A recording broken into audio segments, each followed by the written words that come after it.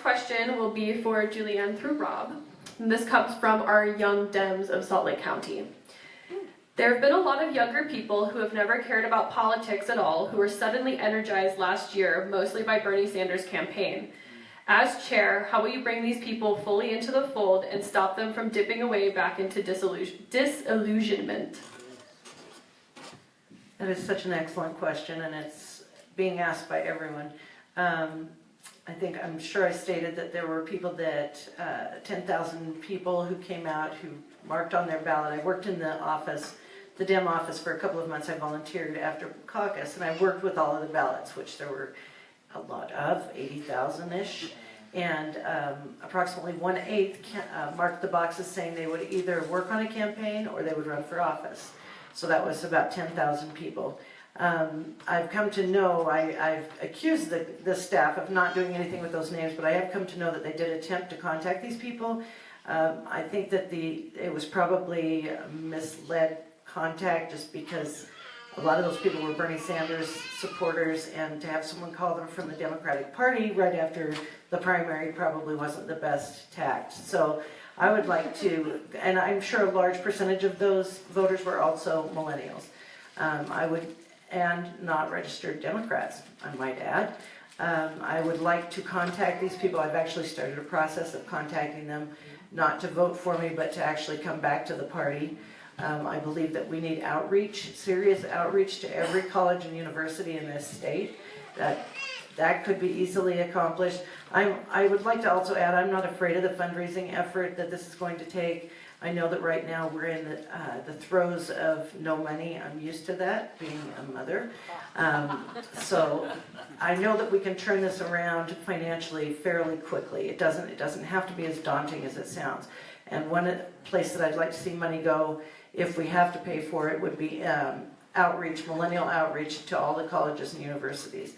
I know that we can get free interns and volunteers from the Hinckley Institute, so I would look into doing that. Millennials like to listen to millennials, and so basically that would be my number one approach, is just reaching out through a millennial outreach coordinator and make it very serious. Thank you. Nadia? Nadia? Millennials do like to listen to millennials, and I'm a millennial, so I know how to get them to listen to me. Thanks for that excellent lead-in, Julie. We do need to keep them involved. They probably weren't involved before Bernie Sanders, and so it's not really keeping them involved, it's getting them involved for the first time. A lot of young people, they really care about policies. They want, a minimum wage that's actually a living wage. They want clean air to breathe. They want, health care that's affordable. They don't want to be swaddled in student loan debt. But they're not connecting that policy change comes through politics, and they have to play the political game, whether they like it or not. That's the way to create political or policy change. So when Bernie Sanders was here most recently, I decided to campaign the line, not for myself, but for the state Democratic Party. I had on the back of my clipboard a little infographic that I designed, and I had some key issues that Bernie brought up. Same-day voter registration. That was thanks to Rebecca Chavez-Hauk. Representative Hemingway, he brings forward a living wage bill. Joel Briscoe and Patrice Aaron, they really care about the environment. We have local elected politicians who are fighting for these things that a lot of young people care about. They just weren't aware. So when I made these connections for them, I had 4 pages of people who signed up to volunteer for the party. They just didn't know because no one made the effort to tell them.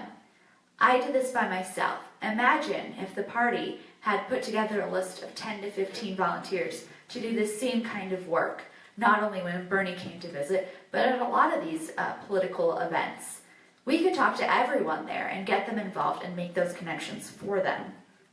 We need to be at these community events, collecting names and information, getting people registered to vote, helping them navigate the political system. It can be pretty intimidating if you're new to this. I want to have a Start Here button on the website that explains the key terms, provides contact information, and just helps people that are new to the process kind of figure out what it means to be a Democrat in Utah. We also have to have events that cater to young people. I know we've got the Young Dems that have events at bars. There are young Dems who are under 21 who can't go to these events. And that's one of the things the new county vice chair has brought up because he's under 21. We need to have fundraising events that are low dollar. Because if you're a young person, your disposable income is not as high, and they need to feel welcome and respected. Thank you. Thank you. Leonardo? Okay. Young people. When I was growing up, I mean, it's a different time now, and the young people, they tend to think differently, especially in politics. We need to pay attention to what they're saying, and with an open mind. That's why I feel that we also, and especially, like I say, working with the community that I work, the immigrants, they feel there. Right now, they're very upset because of the way the federal government is running, the government in general, and all the programs. So we need to listen to these people, listen what they're saying, and try to bring them to the party with their ideas, with an open mind, not to criticize them or to say, well, that's not a good opinion or something like that, but just to be open to their ideas. They are the future. They are the future of their country, and we also need to give them that opportunity to participate in politics and just to make this party stronger. Thank you. And Rob? In Davis County in Bountiful, there's a young man named Camden Brown. He's 17, well, maybe he's 18 years old, 17 or 18 years old. He's going to be a senior next year at Bountiful High School. He went to his counselor and he asked if he could do an internship, a political internship, and they offer him school credit for that. And he was offered, the counselor said, well, Camden, you can go follow Senator Todd Weiler up on Capitol Hill. And Camden looked at his counselor and said, but I'm not a Republican. Camden will now, next year, be working with the Davis County Party, getting high school credit for the work that he's going to be doing. I want to replicate that all over the state, not just in high schools, but in universities. We have Leah Murray up at Weber State. We used to have Richard Davis up at BYU, but we're going to find a new friend. We have Dick Norris, who's going to help us down in southern Utah.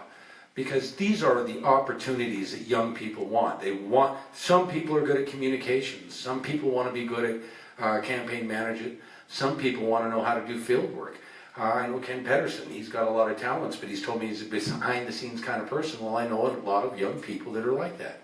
And I will say this, millennials like to listen to millennials, but millennials also like to have conversations with people who believe in them, and people who want to mentor them, and people who aren't scared to tell them that this works and that doesn't work, and that is willing to work with them. I've found that all over the state, there are young people who really do want to be involved. They just don't know what the step is. And as chair, I'm going to try to bring those opportunities so that we can not only build an army for 2018, but so that these people will be involved for the rest of their lives, no matter what state, where they go in the United States or anywhere else, where they will fight for the values that we care about. As chair, I have the experience of putting young people into action. We've done it before. I've been involved with so many young Democrats over the years, and a lot of them are now are successful working for county mayors, for other people, and even in Washington, D.C. So I think the biggest asset that I can have in helping with young people is that listening to them, listening to what their skills are, and then finding them a place to get that work done, to get that experience.